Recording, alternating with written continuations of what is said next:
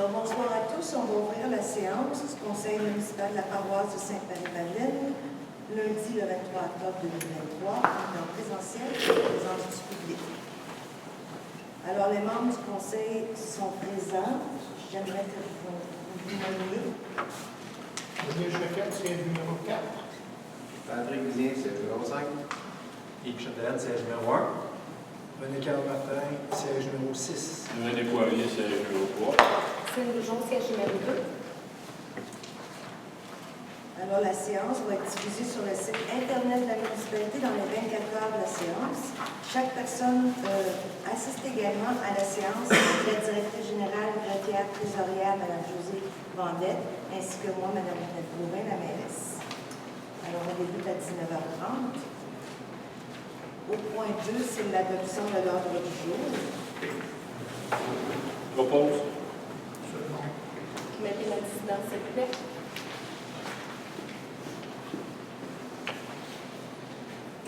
Au point 3, l'adoption des procès-verbaux de la séance ordinaire du 18 septembre 2023. Qu'est-ce qu'il propose? Martin. Tu n'étais pas là la dernière séance, je crois. René Poirier. Mettez la dissidence, s'il vous plaît. Au point 4, c'est le rapport de correspondance. Alors, je vous ai déposé plusieurs correspondances dans le Conseil sans papier, notamment des communautés URU, de la FQL ou des différentes associations qui œuvrent autour du monde municipal. C'était signé à titre d'information. Au point 5, suivi des demandes citoyennes. 5.1, rue du Moulin et du Ruisseau, circulation, c'est l'information. Alors, simplement dire qu'on est toujours en traitement de la demande de réduction de la vitesse. Des ingénieurs ont été mandatés pour préparer une étude pour un projet d'aménagement d'un sentier piétonnier qui réduirait la vitesse et naturellement des chicanes qui permettraient de faire en sorte que les gens ralentissent. Alors, le projet devrait se finaliser cet hiver pour une présentation aux citoyens au début du printemps. Au point 6, la période des questions porte sur l'ordre du jour. Est-ce que des questions?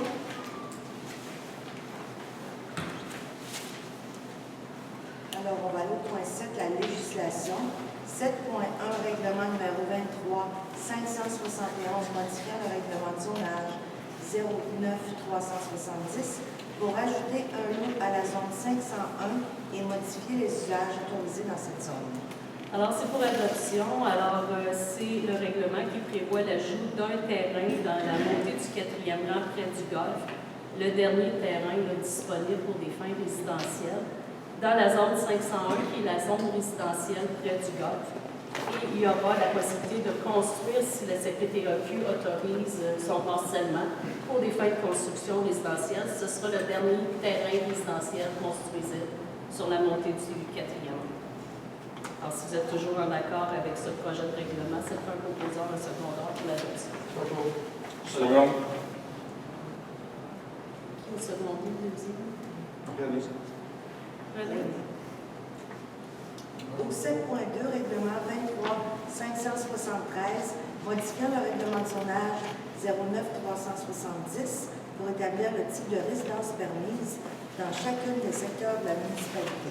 C'est une mise au point. Alors, c'est une mise au point suite à l'avis public pour l'enregistrement d'une demande de scrutin référendaire. On a reçu 12 signatures à la municipalité.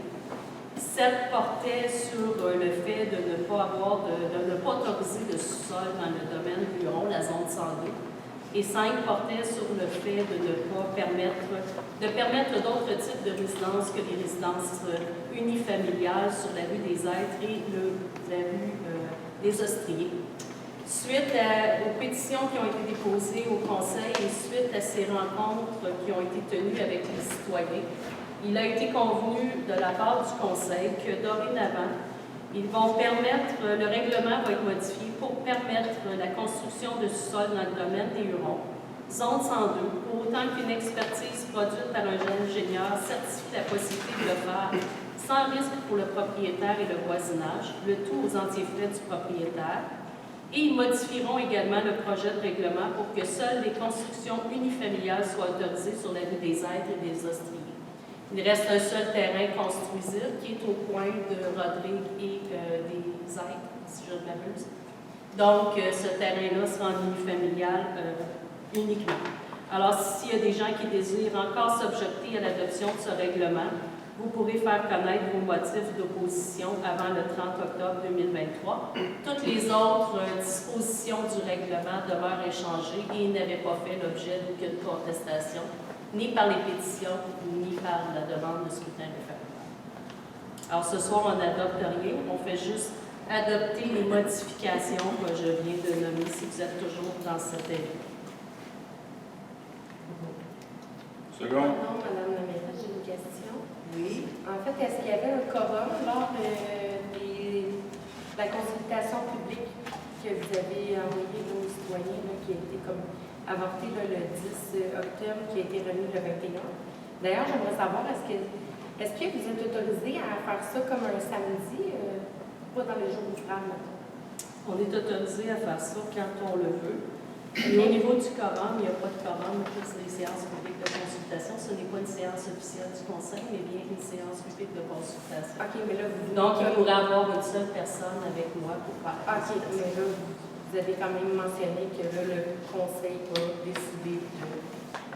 OK. Parfait, merci. Le même dossier. Pardon? C'est pour le même dossier, ça veut dire. OK. Non, c'est deux autres aussi. OK. Non, mais c'est bon, merci. Au 7.3, règlement numéro 23 574, créant une réserve aux fins de gestion des matières résiduelles. Alors, c'est la réserve de gestion des matières résiduelles, telle que je l'ai expliqué plusieurs fois là, depuis le début du projet de règlement. Le Conseil avait décidé de réduire le taux pour les matières résiduelles à 60 $ au lieu de 80 pour le taux de taxation 2022, alors que la dépense réelle avoisinait plus 40 $ par unité d'évaluation. La raison pour laquelle le Conseil n'avait pas réduit plus que ça le taux de taxation, c'est qu'on prévoyait d'être obligé de changer beaucoup de bacs de récupération ou de bacs de compost. Effectivement, ça s'est avéré être le cas. Nos bacs sont en fin de vie, ils ont plus de 10 ans. Donc, on en a changé beaucoup et cet argent-là, le 20 $ par unité d'évaluation, sert à financer l'achat des bacs. Donc, il y a de l'argent qui est disponible pour les fins des matières résiduelles et on a créé une réserve spécifique pour déposer cet argent-là, le 20 $ par unité d'habitation, dans ce compte-là. Et il va servir qu'à payer des biens pour l'achat de bacs et des biens relatifs aux matières résiduelles.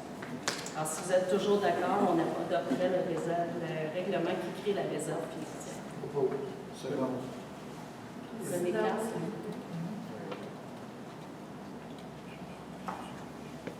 Au point 7.4, c'est l'adoption du règlement numéro 23 575, modifiant le règlement de zonage 09370 pour permettre des usages commerciaux dans la zone 203. C'est les terrains de RS Lévesque. Alors, on a convenu d'une entente avec messieurs Lévesque au pluriel lors de négociations entourant des constats d'infraction qui avaient été mis à l'égard des terrains.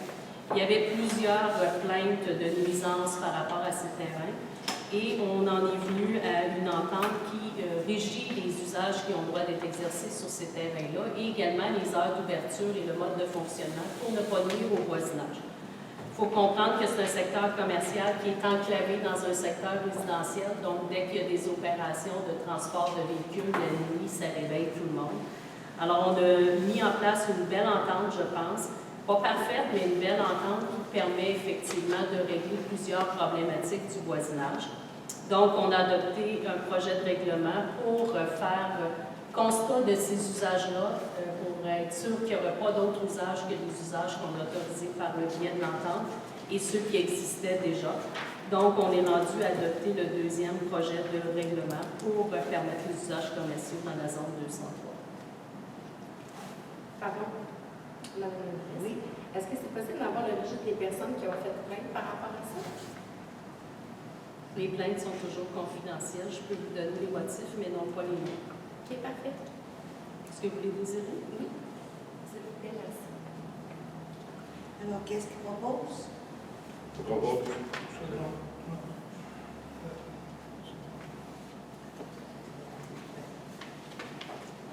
Au 7.5, règlement numéro 23-578, modifiant les normes relatives à la grandeur des bâtiments accessoires. Alors, c'est un projet de règlement qu'on a mis de l'avant pour venir régulariser une problématique qu'on vivait de plus en plus sur le territoire. Dans les Rona, Canac et autres compagnies de ce genre au Québec, les cabanons qui sont vendus sont des cabanons un petit peu plus grands que ce qui se faisait dans le temps.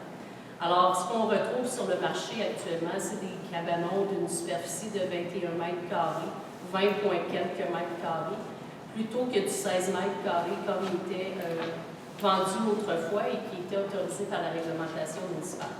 Ça faisait en sorte que les gens achetaient des cabanons et venaient nous voir dès qu'ils étaient aux prises avec la réalisation d'un certificat de localisation. Merci, M. Chacun.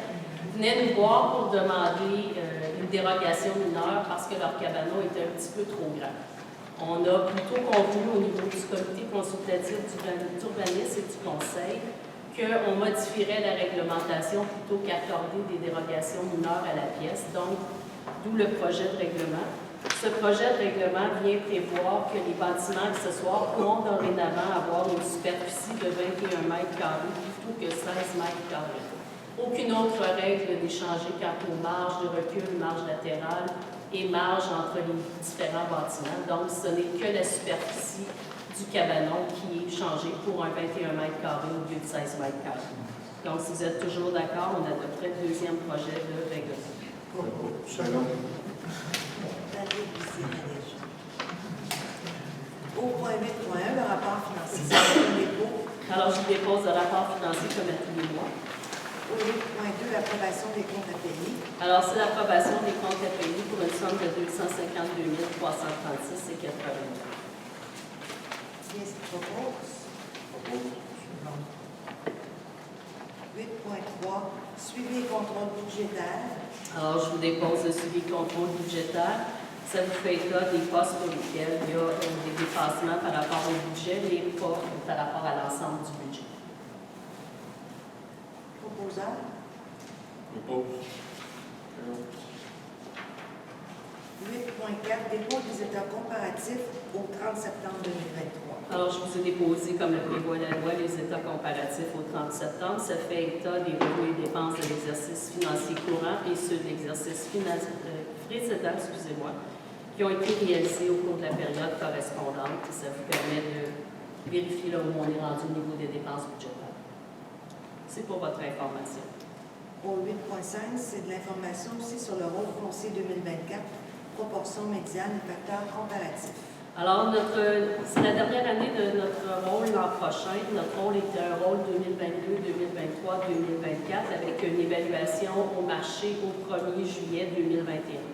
Comme vous l'avez certainement constaté, la valeur des maisons a énormément fluctué en 2021 et 2023, de sorte que le facteur comparatif de cette année sera de 1,41 par rapport à la valeur de votre propriété et la proportion médiane sera de 71 %. Donc, il y aura une légère augmentation de la valeur de vos propriétés aux fins de taxation, mais ça va permettre de faire le pont avec l'année 2025, sinon on aurait eu un saut qui aurait été quand même assez important en 2025. C'est établi par le MAMACH, alors on n'a aucun pouvoir décisionnel là-dessus. Au 8.6, calendrier des séances du Conseil 2024. Alors, je vous ai déposé un projet de calendrier des séances. Alors, si vous êtes d'accord avec ce projet-là, il faudrait l'adopter. Propose. Second.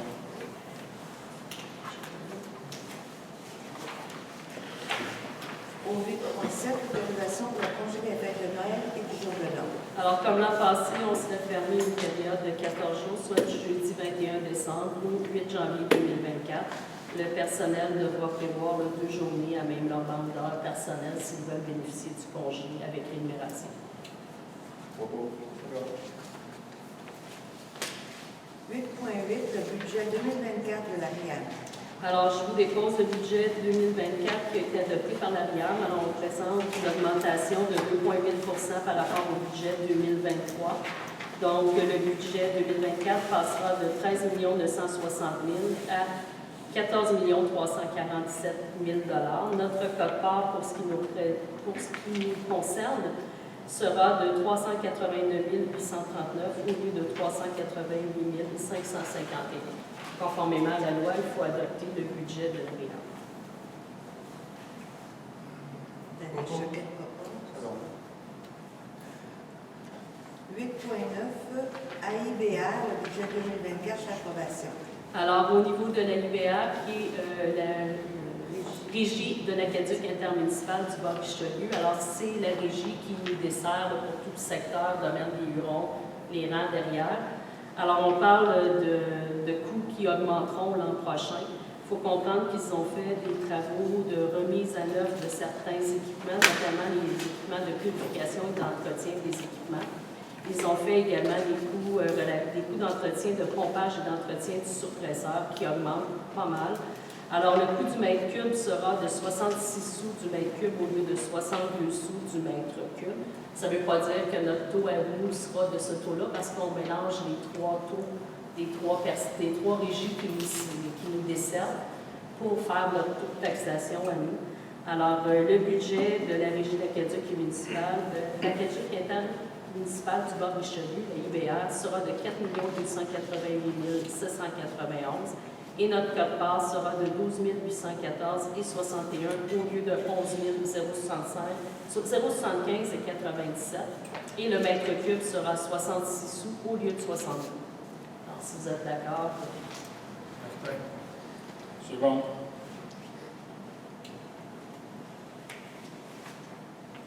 Au 8.10, c'est la reconduction pour 2024 et indexation du programme des couches lavables, des produits d'hygiène personnelle durable et du baril de récupérateur d'eau de pluie. Alors, on a convenu de renouveler les trois programmes pour l'année 2024. Les montants disponibles demeureront les mêmes. Alors, 100 $ pour les produits d'hygiène personnelle, 75 $ pour les barils récupérateurs d'eau de pluie et le programme de couche lavable qui est à 100 $ également. Alors, si vous êtes d'accord, on renouvellerait les trois programmes pour l'année prochaine. Martin. Chef de l'œuvre. Madame la mairesse, une Oui. question. Les barils pour récupération de l'eau de pluie, un endroit spécifique acheté sur aussi? Non. Au nord, canadien, Nous autres, on était nous. On donne 50 je fais concurrence au 75. 8.11, Udigo, renouvellement 2024. Alors, c'est le logiciel qu'on utilise pour la gestion des inscriptions aux activités de loisirs. Alors, on vous recommande de le renouveler pour 2024. Et le coût de la licence est de 850 plus les frais. Propose. Second. Et 8.12,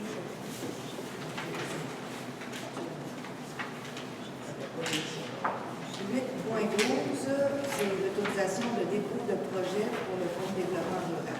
Alors, le Fonds de développement rural fait 2 appels de projets par année. Alors, on vous demande la permission de déposer 2 projets. Le premier, c'est PIMP, ma salle municipale, qui nous permettrait d'acheter des équipements pour la salle municipale égale ici. Et le projet Judo Parc Jodoin pour ajouter un module de judo pour les enfants de garderie. Yves Chapelaine. Second. 8.13, UMQ adhésion. Alors, vous avez été sollicité pour adhérer à l'UMQ. J'ai compris des discussions là, lors de la plénière que vous préfériez attendre à 2025 pour adhérer à cette association, puis vous êtes déjà membre de la Fédération québécoise des municipalités. Si c'est toujours le cas, on va adopter une résolution à ce niveau-là. Propose. Second. Chef de l'œuvre. 8.14, abonnement au logiciel conseil sans papier. Alors, on a le logiciel de conseil sans papier qui, malheureusement, est abandonné par le fournisseur. Alors, on a fait le magasinage de nouveaux logiciels de conseil sans papier. Et la FQM s'est associée avec Insight, le logiciel qui est utilisé actuellement à la MRC des Mascoutins. On vous recommande d'adhérer à ce nouveau logiciel sans papier-là. Il sera mis en place pour janvier 2024 et nous permettra là, de modifier nos façons de faire au niveau du conseil sans papier. Second. Dans les ressources humaines, 8.15.1, départ et nomination, directeur adjoint. Alors, le directeur adjoint du service d'incendie, M. Jean-Sébastien Cyr, nous quittera en date du 31 décembre 2023. Ses occupations professionnelles à Montréal deviennent de plus en plus importantes, plus sa vie personnelle. Donc, il n'a malheureusement plus suffisamment de temps à consacrer au service.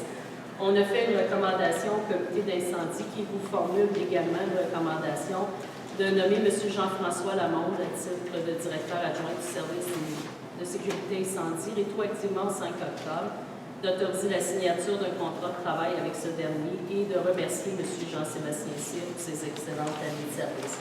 M. Cyr restera disponible au besoin pour aider M. Lamonde. Compose. Second.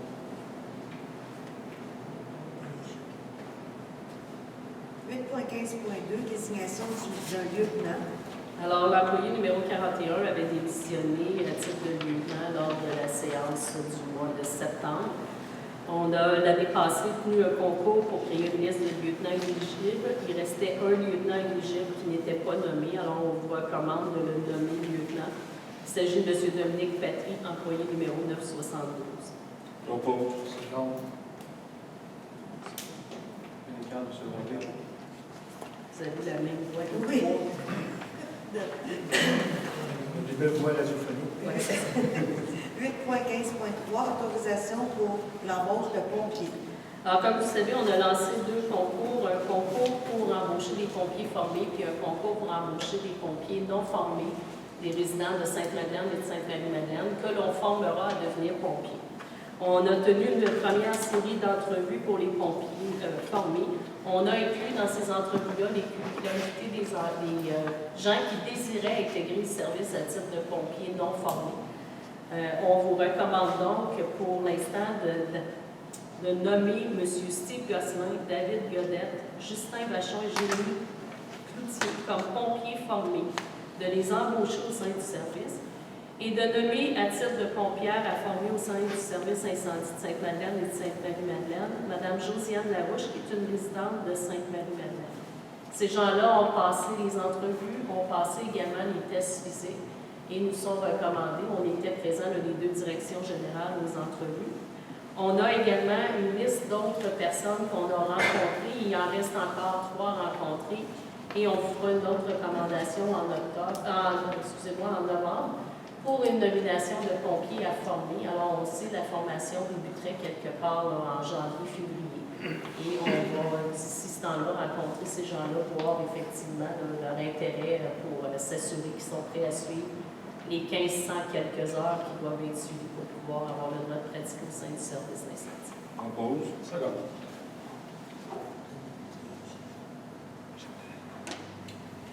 8.15.4, voirie, employé numéro 528, période de probation. Alors, notre dernier employé de voirie termine sa période de probation le 15 novembre. On vous recommande sans aucun doute sa nomination à titre permanent. Alors, je vous propose. Félicitations. 8.16, c'est la désignation du maire suppléant. Alors, Madame la mairesse, vous avez décidé de désigner comme maire M. suppléant. Patrick Vizien. Alors, si vous êtes d'accord, Compose. Oppose, Daniel Choquet. Abdelhak. Moi, je ne suis pas d'accord, je mets la dissidence. Je trouve qu'il y a un conflit d'intérêts.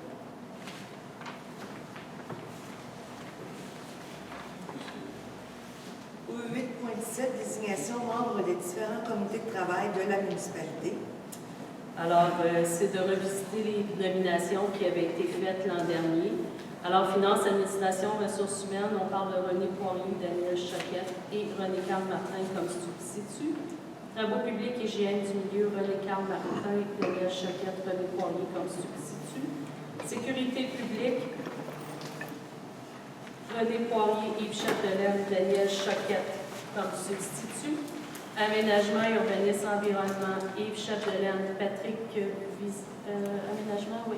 C'est pas Yves Chapdelaine, c'est Daniel Choquette, excusez-moi. Daniel Choquette, Patrick Vizien et... Daniel Choquette comme substitut. Comme substitut. Non, Daniel Choquette, Patrick Vizien et René-Carl Martin comme substitut. Et Loisirs et culture, Yves Chapdelaine, Patrick Vizien, René-Carl Martin comme substitut. Monsieur Chapdelaine avait été désigné à titre de responsable de la famille. On vous demande de le maintenir et de désigner également Daniel Choquette à titre de responsable substitut de la famille. Je ne suis pas d'accord avec ça. Je suis désolée. Juste un instant, on a 15 secondes. Est-ce qu'il y a quelqu'un qui se donne? Vous n'êtes pas d'accord, Mme Dijon? Oui, absolument pas. Dissidence encore une fois. Je n'ai pas été consultée à ce sujet-là. Donc, vous mentionnez, le conseil municipal a désigné les membres de comité de travail, alors que je suis un membre élu, dignement. Et je n'appellerais pas nulle part. Avant, j'étais responsable des familles, je faisais partie du comité des loisirs. Et je faisais partie du comité aussi des ressources humaines. Voilà. Donc, non, c'est ça. Merci de le noter. Ça sera noté. J'espère. Au point 8.18, auditeur, année 2023, c'est l'octroi du sous-mandat. Alors, c'est pour donner le mandat à nos auditeurs pour faire la vérification comptable 2023.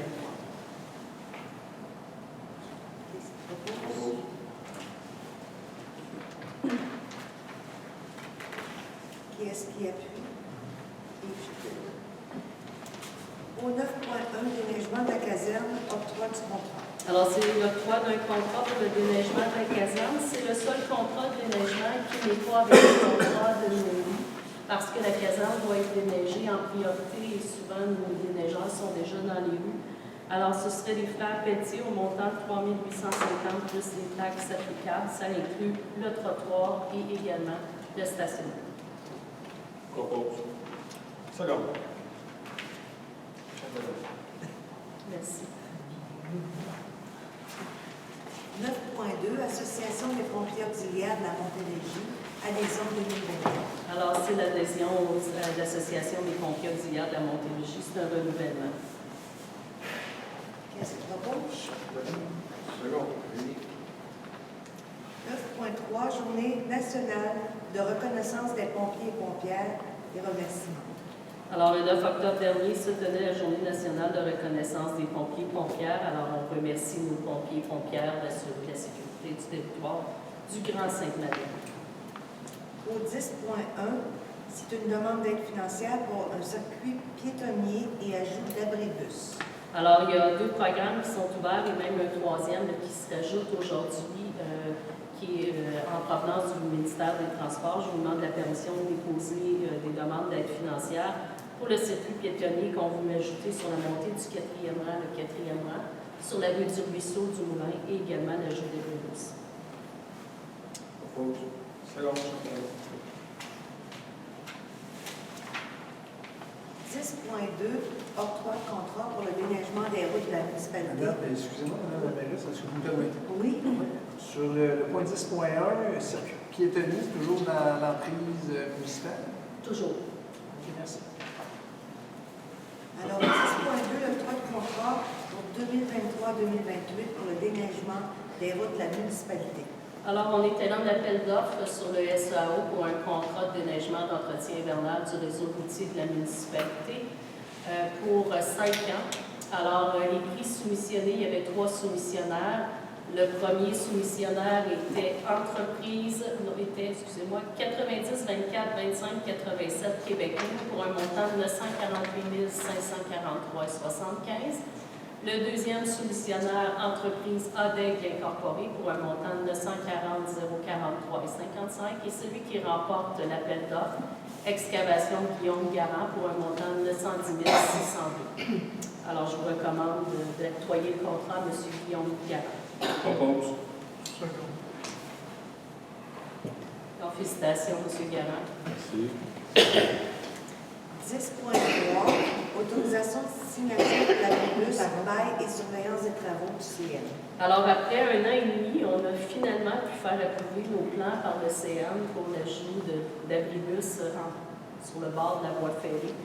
Donc, il y a un bail qui vient avec ça pour louer la partie de l'emprise du CN nécessaire pour l'implantation de l'abribus. Et il y a également un contrat pour la surveillance des travaux, alors qui va prévoir un budget de 5 000 pour venir surveiller quand on va installer la base des ciments de l'abribus pour être sûr qu'on ne cause pas de dommages à la voie ferrée. Alors, je vous demande de m'autoriser à signer les contrats pour qu'on puisse Propose. avancer. Chef de l'année. 10.4, permis de travaux de la MTQ.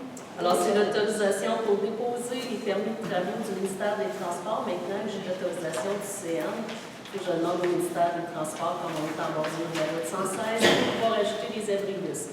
Alors, on a eu une rencontre avec la directrice générale régionale et il semblait dire qu'il faciliterait l'émission des permis de travaux. Alors, si possible, on aimerait installer les abribus cet automne tard, notamment au moins durant Nord-Ouest où on a des gens qui attendent l'autobus au vent. Seconde, chef de l'année. Au 10.5, intersection du chemin du Grand Rang et route 116, agenda pour plan de travail. Alors, il faut approuver l'agenda au contrat. Vous vous rappelez, l'an dernier, on avait convenu avec le ministère des Transports de payer à 33,33% une facture de 103 000 pour faire réaliser une étude sur comment réaménager l'intersection Grand Rang et route 116 pour s'assurer que cette dernière soit sécuritaire. Ils ont négocié avec les ingénieurs et finalement, ils en viennent à une étude qui va coûter 15 000 de plus, soit 118 000 $.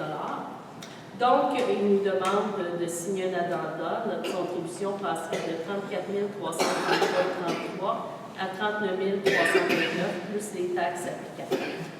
Vu qu'il est important qu'on réalise cette étude-là pour pouvoir sécuriser enfin cette intersection, je vous recommande de nous autoriser, Mme la mairesse et moi, à signer cet addenda.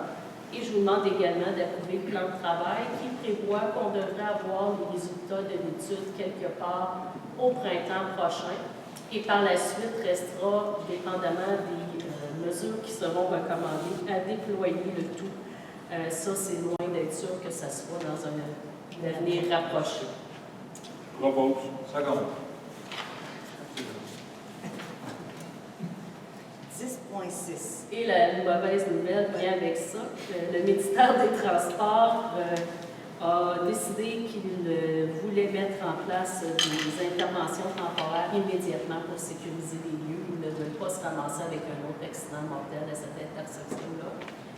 Ils nous ont donc présenté une étude sur laquelle ils nous faisaient état de l'emplacement où se roulait le plus d'accidents. On comprend que la majeure partie des accidents viennent des gens qui arrivent de l'autoroute 20, qui arrivent après la voie ferrée, qui n'ont pas le temps d'arrêter, qui se ramassent sur la 116 un peu trop rapidement, ou souvent dans un angle qui fait qu'ils peuvent être frappés. Donc, le ministère des Transports, lorsqu'ils nous ont rencontrés, ils nous ont annoncé qu'ils fermaient le terre-plein et qu'ils fermaient le Grand Rang également. On n'était pas d'accord avec ça. On a proposé des mesures alternatives qui seraient de mettre le Grand Rang à sens unique vers l'autoroute 20 et de l'autre côté vers Saint-Jean-Baptiste pour s'assurer qu'il y ait le moins d'accidents possible et que les gens puissent quand même emprunter le Grand Rang pour au moins sortir de Sainte-Madeleine et de Sainte-Marie-Madeleine. Donc, on a eu une rencontre avec les représentants du ministère des Transports et également les représentants maires et DG des municipalités de la présentation de Sainte-Madeleine et de Sainte-Marie-Madeleine. Et on vous recommande d'accepter la mise en place de mesures temporaires telles qu'on l'a suggéré, c'est-à-dire le sens unique sur le Grand Rang vers l'autoroute 20 et le sens unique vers Saint-Jean-Baptiste pour l'autre petite partie, pour éviter que le terre-plein central soit fermé et que les gens puissent au moins utiliser le Grand Rang pour sortir de Sainte-Marie-Madeleine. À défaut, le ministère a été assez clair qu'il fermerait l'intersection. Et à ce moment-là, il n'y aurait plus de circulation du tout sur le Grand Rang, tant et aussi longtemps que l'étude ne sera pas réalisée et qu'il n'y aura pas des sécurisations qui seront mises en place. Alors, on sait que ça va amener une problématique au village, notamment le soir au retour. Il va falloir faire des communications en conséquence de ça. Le ministère des Transports nous assure leur pleine collaboration là-dessus. Mais on pense que c'est la solution qui est la moins dommageable pour la municipalité et la plus sensée pour permettre aux citoyens de sortir de Sainte-Marie-Madeleine à tout moment. C'est une mesure temporaire, mais ça pourrait durer quand même 4-5 ans. Oui. Alors, qu'est-ce qu'il propose? J'ai une question. Oui. Les premières maisons sont sur le bord de l'autoroute. Eux autres vont pouvoir accéder, eux autres vont pouvoir accéder des deux côtés. Fait que c'est chance unique. C'est à partir de la courbe à côté Ça répond à la question. du commerce de remorque. Ok, super. Martin propose. Chef de l'aide.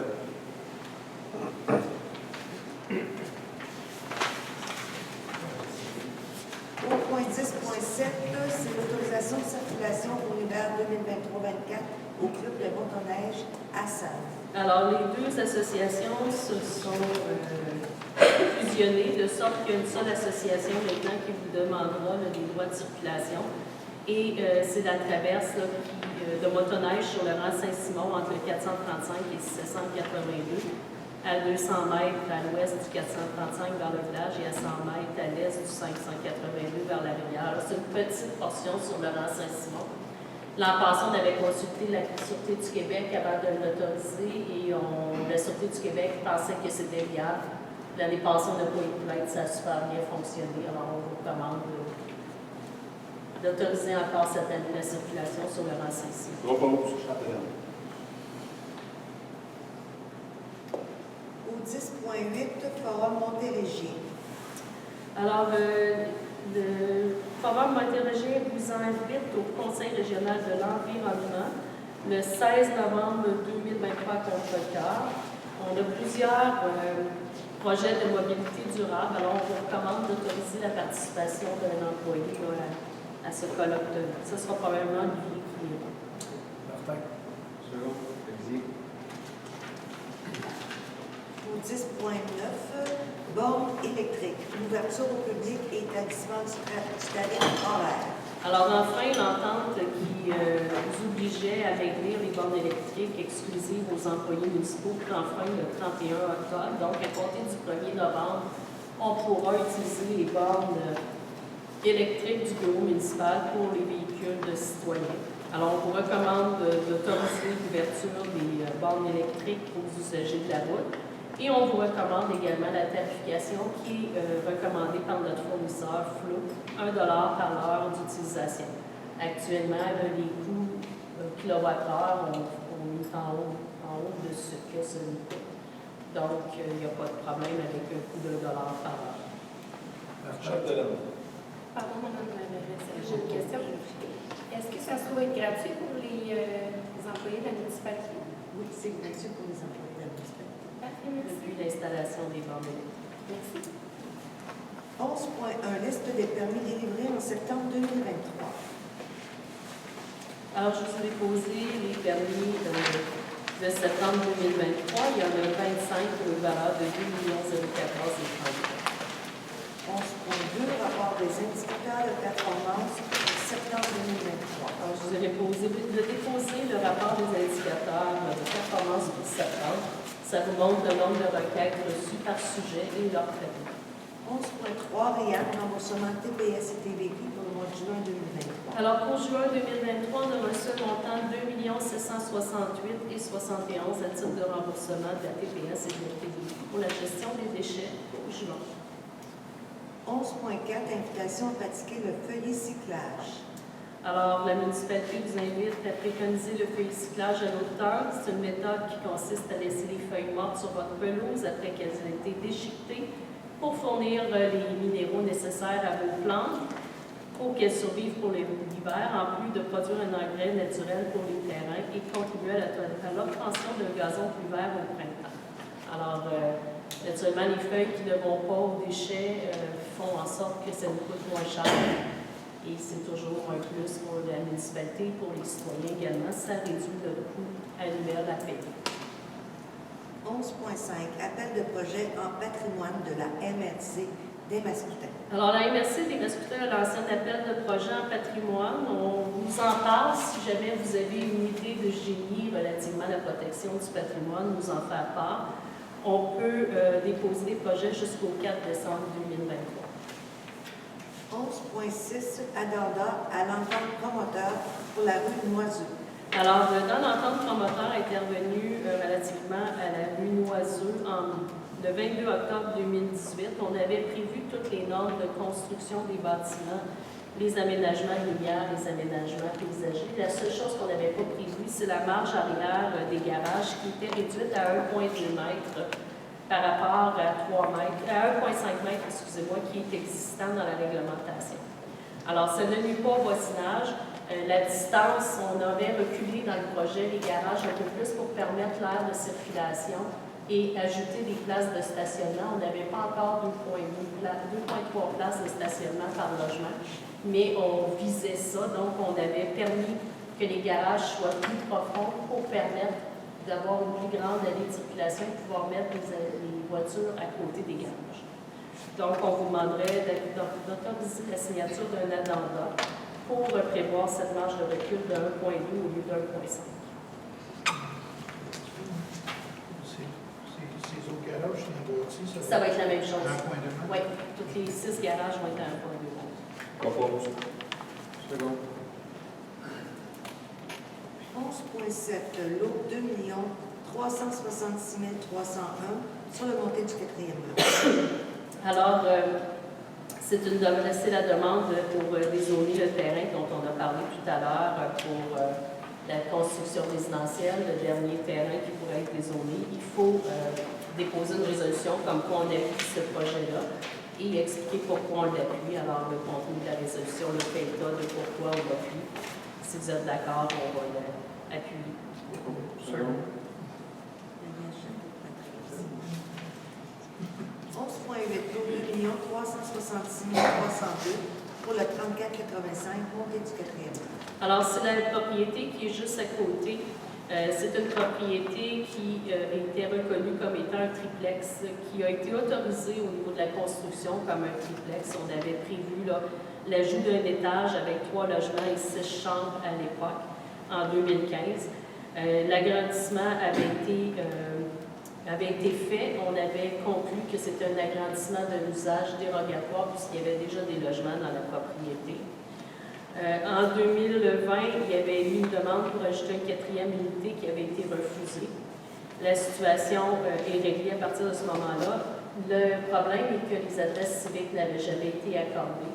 Et comme les adresses civiques n'étaient pas accordées, Poste Canada a cessé la livraison du courrier. Donc, on vous demande d'octroyer les adresses du 3485, 3487 et 3489, montée du 4e rang, à ce matricule.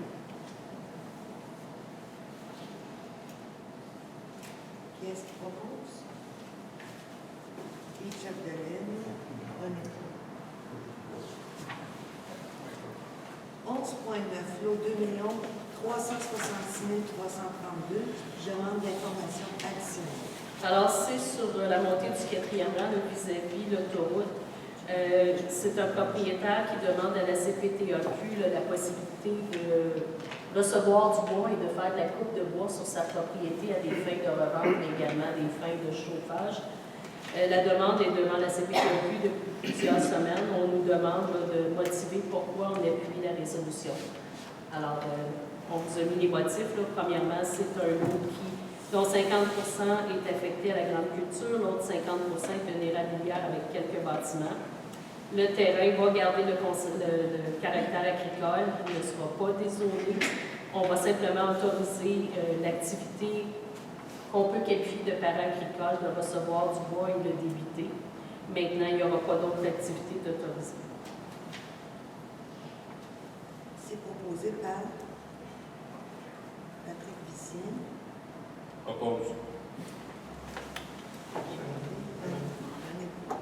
Madame la mairesse, je vais faire quelque chose que je ne fais pas habituellement, mais le groupe se propose, mais moi, dans ce cas-ci, je suis contre, compte tenu des arguments du passé. Faut-il que je demande un vote dans ce temps-là, pas besoin? Non, vous avez enregistré votre distance. Oui. Dû au fait que pour moi, l'agriculture, il faut que ton revenu principal vienne de l'agriculture. Dans ce cas-ci, c'est du commercial. Moi, je suis de toute chose que Donc, ça, c'est mon point de vue, mais la CPTAC tranchera. C'est bien. Je vais demander le vote à ce moment-là. Alors, siège numéro 1. C'est Christine. Non, siège numéro 2. C'est siège numéro 2. Siège numéro 1, c'est Yves. Il n'y a pas le cas. Je trouve.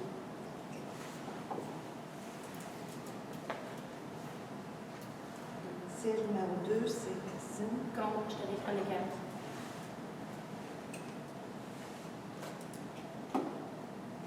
Trois. Pour.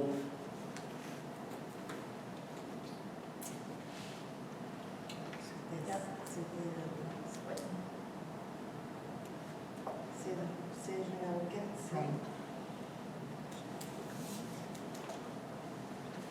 Siège numéro 5, pour. Je vais voter. on va voter. Siège numéro 6, contre.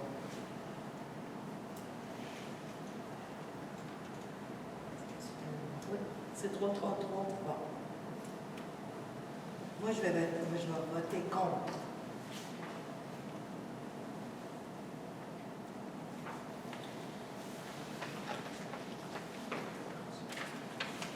J'ai une question pour Mme Oui.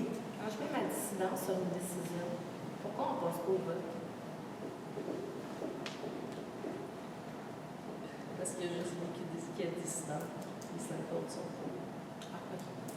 Là, C'était vous êtes ça. pour. Ben, il aurait dit, là. Ah, OK, parfait. Il y en Non, avait c'est juste une question. 11,10, lot 3 152 237, 405 boulevard Laurier. Alors, c'est une demande de TIA, ça concerne l'Église évangéliste baptiste. Alors, l'Église évangéliste baptiste veut remplacer son affichage. Les lettres vont rester de la même grosseur, la même chose, mais il y a l'ajout d'une croix rouge. C'est une enseigne qui est un peu plus grande que ce qui est autorisé dans la réglementation municipale. Elle était déjà plus grande. L'ajout de la croix a pour effet de modifier légèrement la dérogation, mais vu que les lettres sont rapportées autrement sur le bâtiment, ça fait en sorte que la dérogation ne soit pas plus importante au niveau de l'affichage. Alors, le comité de consultatif d'urbanisme a été saisi du dossier le 5 octobre et vous recommande d'autoriser la modification de l'affichage par l'ajout d'une croix rouge du côté des lettres à Mont-Saint-Denis. Qui est-ce qui propose? Chapdelaine.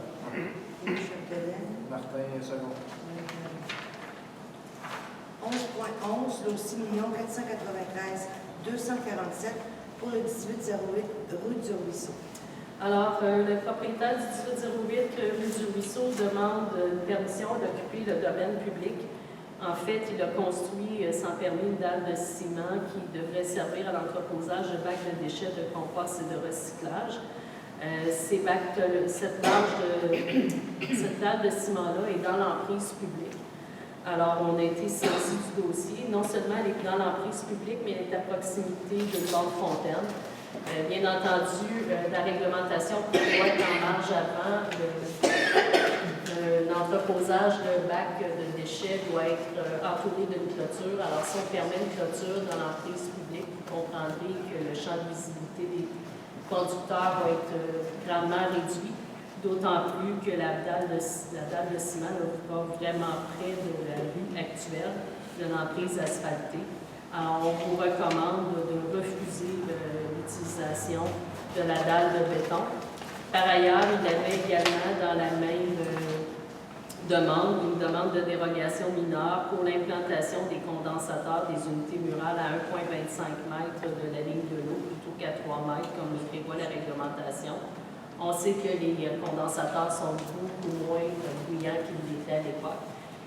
On vous recommande, au niveau du comité consultatif d'urbanisme, d'octroyer la dérogation mineure pour les condensateurs d'unités murales, à 1,25 m, mais par ailleurs de refuser l'implantation de la dalle de béton dans l'emprise publique. On sait que ça demandera des coûts pour démanteler cette base de ciment-là, mais malheureusement, elle a été faite sans peine. Martin, pour. Second.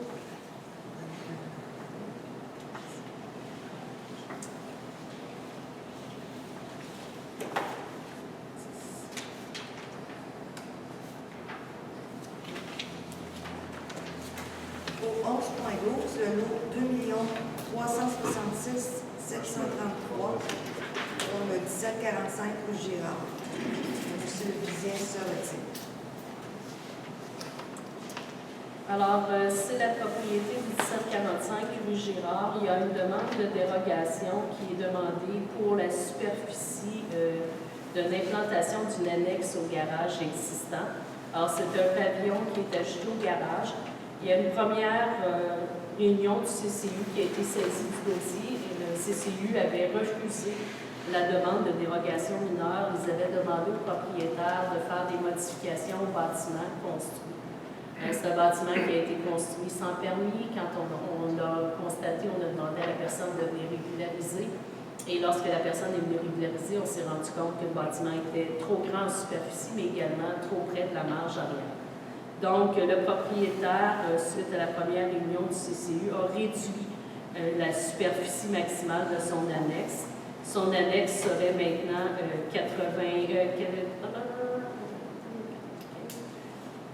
serait maintenant à 95 au lieu de 80,4 mètres carrés, ce qui veut dire qu'il y aurait une dérogation demandée de 14,6 mètres carrés. Initialement, il prévoyait une dérogation de 32,46 mètres carrés, donc il a réduit de moitié. Et il y aurait également une dérogation de 0,82% quant au rapport maximal autorisé pour les bâtiments accessoires, alors que la réglementation prévoit un rapport maximal de 10%.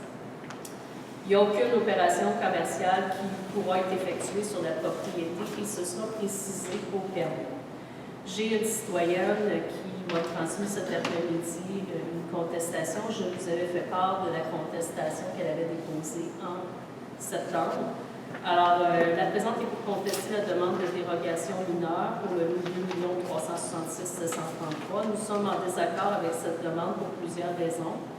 Rappelons-nous que la dérogation mineure n'est surtout pas le moyen de répondre à la demande du requérant à sa convenance, le moyen d'éviter une modification au règlement d'urbanisme, une incitation non-respect des règlements, un moyen d'égaliser l'erreur survenue lors de la construction, un moyen de contourner le plan et les règlements d'urbanisme. A priori, des dérogations mineures devraient être possibles à la réglementation normative en matière d'extension de voies et voies.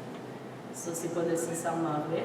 L'agrandissement de ce garage n'a pas été fait de bonne foi car aucun permis n'a été demandé, d'autant plus que le propriétaire est travailleur de la construction, donc il devait être au courant que ça prenait un permis. En plus de ne pas avoir demandé un permis, il déroge à la superficie permise. Le rapport de l'espace bâti n'est pas respecté. La limite latérale droite de la propriété est toujours non respectée à ce jour. Or, la limite est maintenant respectée. Si cette dérogation est autorisée, nous allons nous retrouver à côté d'énormes constructions dans la cour de notre voisin. Déjà que le garage qu'il a construit l'an dernier est quand même une bonne dimension, ce n'est pas normal d'avoir la permission de construire un bâtiment accessoire aussi gros vu la grandeur du terrain et de sa maison. Si nous devions remplacer notre aide par une clôture, nous allons nous ramasser avec une vue sur ces énormes bâtiments. Tel qu'indiqué dans notre contestation, nos craintes sont toujours à l'effet qu'il exploite en tout à partie son entreprise d'excavation, qu'il entrepose ses nombreux équipements et véhicules dans les bâtiments et sur son terrain, qu'il continue de fabriquer des remorques ou autres dans son garage en utilisant des outils bruyants et que l'écoulement des eaux de pluie de neige de ces bâtiments se déverse sur notre terrain. Pour toutes ces raisons, elle conteste la dérogation mineure. Alors, simplement vous dire qu'il est clair et c'est déjà mentionné aux propriétaires qu'il n'y a aucune opération commerciale qui va pouvoir se faire sur ces lots-là. Par ailleurs, notre réglementation permet le stationnement d'un véhicule outil, c'est-à-dire, par exemple, le plombier qui arrive avec son camion plombier le soir pour se stationner dans sa cour, il ne peut pas faire ses opérations commerciales à partir de cet endroit. Alors, le comité de CCU a été saisi du dossier pour une deuxième fois, constaté que le propriétaire avait fait des modifications pour atténuer les demandes de dérogation mineure. Maintenant, c'était à décider si ou non vous faites droit aux dérogations mineures. Est-ce que je vous dis? Oui. Est-ce qu'on peut le porter? Oui. D'accord. Alors, il y a un vote pour reporter qui propose. Chef de l'ordre. Secondaire en garde. Est-ce que tout le monde est d'accord pour reporter le point? Madame la mairesse, je demande de me retirer pour le prochain point. Oui, OK. Vous allez chercher M. Bizet. Monsieur Vizy, vous êtes convoqué. Au 11.13, le 6 533 367 et 6 533 368 pour le 2010 rue du Ruisseau. Alors, c'est une demande de lotissement pour le 2010 rue du Ruisseau. Il y a une résidence résidence et un garage et un grand terrain vacant à l'intersection de la route 116 de la rue du Ruisseau. Alors, le propriétaire demande la permission de lotir solo. En vertu de notre réglementation, il y a une fin de parc à payer, soit un terrain ou un montant d'argent équivalent à 10 de la valeur des terrains qui peut être demandé. Alors, lorsqu'on vous a présenté le dossier, vous avez décidé de demander l'argent. Ce serait un montant de 11 594 et 49 et 59, excusez-moi. Qui est-ce qui propose? Propos. Second. Je m'excuse, Mme la mairesse, si vous me permettez, quand vous dites, Mme Vendette, là, vous avez, moi, j'ai pas été consultée. Effectivement, Oui, le c'est ça. conseil vous exclut des réunions de travail Exactement, oui, mais depuis plus de 2 ans. Non, c'est depuis octobre, en fait, ça fait un an, ça s'est passé le 6 octobre. Donc, moi, j'ai pas eu cette information-là. Donc, au point où on se parle, je peux pas dire mes points de vue. Donc, moi, je trouve que c'est encore un conflit d'intérêt parce que l'autre avant, c'était encore un conflit d'intérêt. Puis, il y en a eu comme beaucoup d'autres. Alors, qu'est-ce que vous voulez je que j'inscrive au procès verbal? ben, je ne sais pas, ma dissidence, que je ne suis pas d'accord. Et je comprends que vous voulez que j'inscrive au point avant aussi. Que vous êtes pas Ah, d'accord? ben là, il y a eu un report, donc c'est comme. Est-ce que vous êtes d'accord avec le report? Ben oui, mais mettez ma distance quand même. Madame Boujon est d'accord avec le report, mais est dissidente avec la Exactement. décision de report. Oui, c'est ça. Voilà. Conflit d'intérêt. Alors, au point 11.13, c'est proposé par Daniel Chaquette. Avec un. Daniel, Pierre.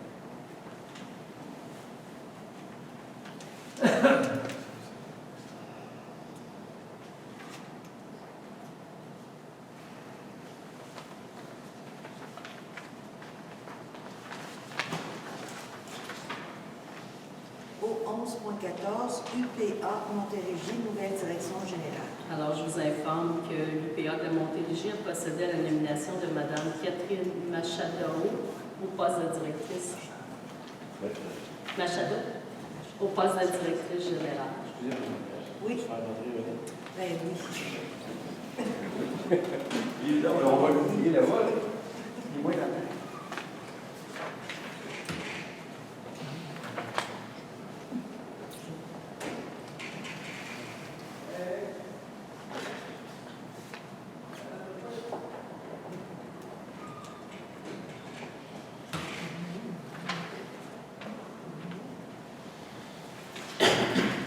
Voilà, c'est grave.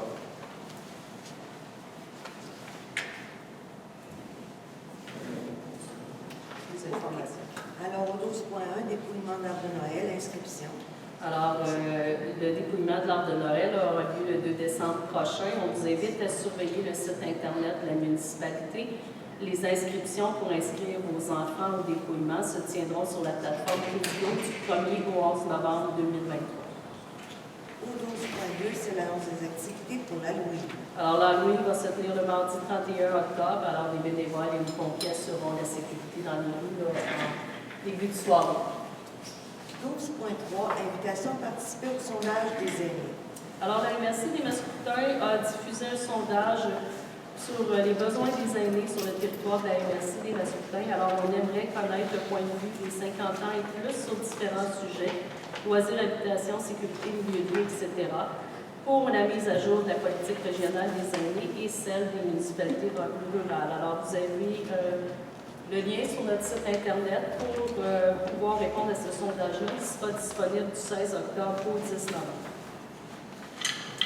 12.4, c'est la programmation de loisirs pour l'hiver 2023. Alors, on vous a déposé la programmation de loisirs pour l'hiver 2024. Alors, on vous demande de l'approuver pour la déposer comme des loisirs.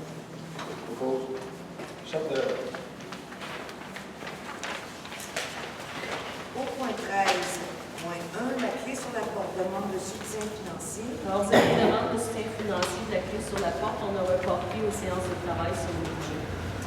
13.2, collecte de sang sur rendez-vous le 30 octobre. Alors, le 30 octobre 2023, compté de 13h, à la salle des Chevaliers de Colomb, il y a une collecte de sang aussi sur rendez-vous. Alors, vous êtes invités à y participer. Au 13.3, proclamation de la semaine des vétérans. Alors, la semaine des vétérans se tiendra du 5 au 11 novembre 2023. Nous avons des vétérans sur notre territoire, alors on vous recommande de proclamer la semaine des vétérans. Propose. Second. 13.4, demande de soutien financier pour Moisson Mascoutaine. Alors, la Moisson Mascoutaine vous demande un soutien financier. On a reporté cette demande à la préparation du budget. 13.5, proclamation et levée du drapeau pour la grande semaine des tout-petits. Alors, on vous recommande de proclamer la semaine des tout-petits qui se déroulera du 20 au 26 novembre et également de participer à la levée du drapeau le 20 novembre 2023. Chef de l'œuvre. Second. Lisez. 13.6, Journée mondiale de l'enfance, le 20 novembre 2023. Alors, on vous recommande de proclamer la journée de l'enfance, mondiale de l'enfance le 20 novembre. Chef de l'œuvre. Second. Au 13.7, au TJ Saint-Bernard, invitation. Alors, le TJ Saint-Bernard vous invite à leur activité de financement qui va s'ouvrir le 28 octobre sur le spectacle de Kevin Parent, si vous êtes intéressé. Simplement me le dire. Au point 14, c'est la période de questions. Oui, M. Saint-Bernard. Je veux savoir, la montée du 4e rang, on parle de promenade, c'est-tu... Excusez-moi. Oui, allez-y. Promenade, ça va, les promenades, on va marcher, c'est ça que tu parles là? On essaie d'en faire une dans le secteur résidentiel, effectivement.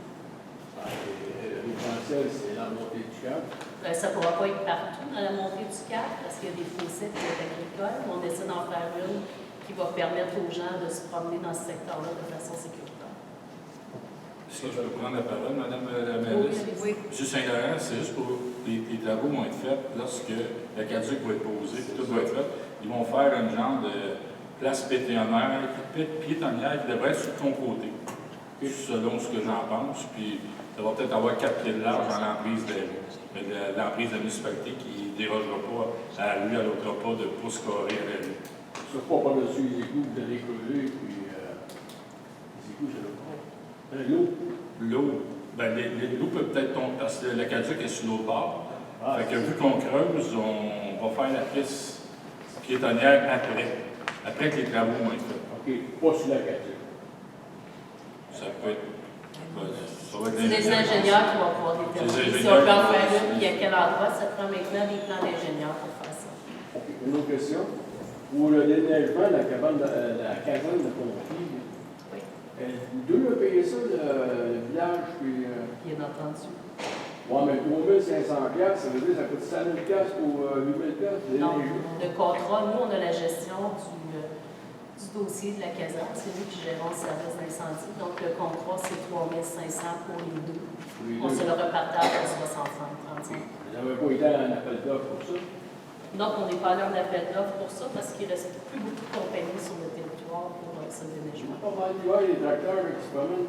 Oui, mais ça prend des compagnies spéciales, parce que ça s'est ouvert très tôt le matin, ou s'il y a un feu, quelque chose.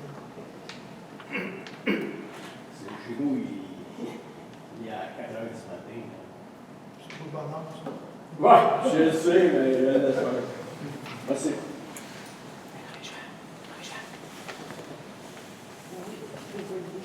Bonjour, les parents. Moi, j'ai seulement une petite question par rapport aux feuilles, ramasser les feuilles. La date limite pour le ramassage des feuilles, habituellement, c'est marqué dans le bulletin Sainte-Marie-Madeleine. Cette année, ça a été ici. Je ne pense pas qu'il y ait de date limite. Il y a une collecte de feuilles qui se fait par la RIAM, mais cette année, je n'ai pas eu l'information pour la date. Je ne suis pas sûre qu'ils en font une cette année. Il y a juste les bacs bruns, Ouais. à un moment donné, ils tombent juste à tous les 2 semaines au lieu d'à tous les semaines. Ils regardent pour ça. OK, mais pas pour le ramassage de feuilles, vous n'avez aucune Non. date? OK, c'est bon, merci. Moi, c'est la première fois que je viens ici. Je pense que Vous nommez votre nom pour je commencer. connais. Moi, c'est Mélissa Trépanier. Je suis faite et ils m'ont déjà vu. Madame ici. J'avais une question parce que moi, j'ai été la dernière journée qui s'était exposée pour signer le référendum. Puis, les secrétaires n'étaient pas au courant. Il n'y avait pas de feuille pour signer le référendum. pour les règlements, dans le fond, pour les appartements dans le sous-sol et aussi pour les blocs, le projet de condo, justement, dans notre village. Puis, j'ai jamais eu de retour d'appel. J'ai laissé mon numéro de téléphone, j'ai jamais eu de retour d'appel et je n'ai pas pu signer la pétition de référendum. Pourtant, j'ai votre nom sur la pétition. Ben, il n'y a personne qui m'a rappelé. J'ai rien signé. Fait que, J'ai votre nom. puis, Mais dans il le faut fond, savoir que ce que disait la vie publique, je vais me permettre de répondre à votre première question. Ce que disait la vie publique, c'est que vous deviez déposer au bureau municipal une lettre expliquant le motif de votre opposition signée par 12 personnes. c'était marqué où? Dans la vie publique, madame. Où la vie publique? Sur les panneaux de la municipalité. Ben, c'est où ça? C'est devant la porte de la ville? Il y en a une devant la ville, il y en a une au bureau de passe, il y en a une. Puis les personnes âgées qui sont C'est pas publié capables sur le de... site internet de la Oui, mais il y a des municipalité. personnes âgées qui n'ont pas Internet non plus. Malheureusement, Ça, c'est c'est la une autre façon. question. Malheureusement, c'est la façon dont la loi prévoit qu'on publie les avis publics. Parce que j'avais une autre question à ce sujet-là. Vous là, me laissez parce que- juste terminer? Ben, Alors, c'est pourquoi la vous façon. parlez comme ça? Là? C'était une autre question que j'avais Oui, c'est madame. par rapport aux personnes âgées. L'affaire de sondage aux aînés, là, avec participation, vous dites que c'est sur Internet. Justement, les personnes âgées, il y en a plein qui n'ont pas d'Internet. Est-ce qu'on peut trouver une autre façon pour aller les chercher et aller demander leur avis? Moi, c'est ce qui m'intrigue. Puis ma dernière question, si vous pouvez y répondre après, c'est l'Halloween. Est-ce qu'on peut avoir à quelque part l'heure du début de passage d'Halloween? Parce que là, j'ai vu sur les sites de Sainte-Madeleine plusieurs parents à savoir quand est-ce qu'on commence à aller chercher les bonbons. Fait que c'était mes 3 questions.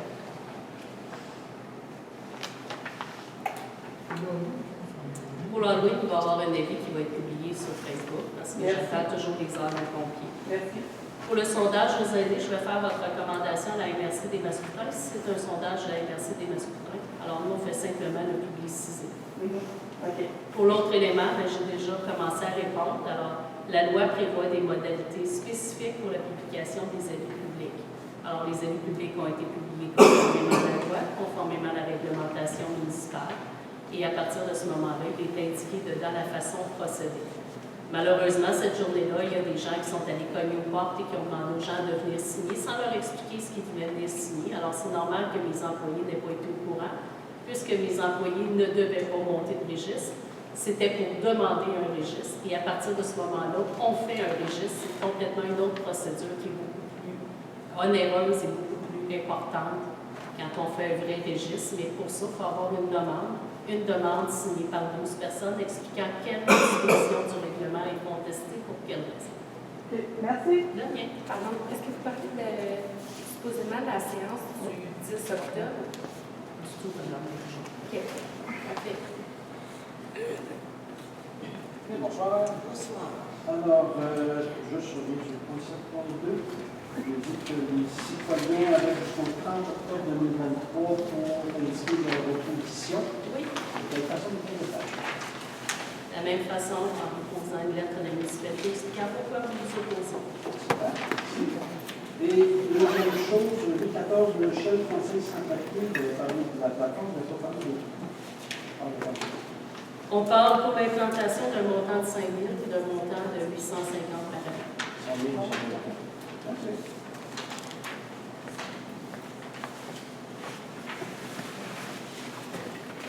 Les feuillets, c'est encore vraiment les feuillets.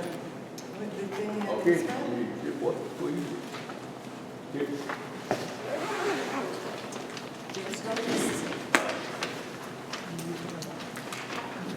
Il n'y a pas personne d'opposition. Alors, on va lever la séance à 8h40.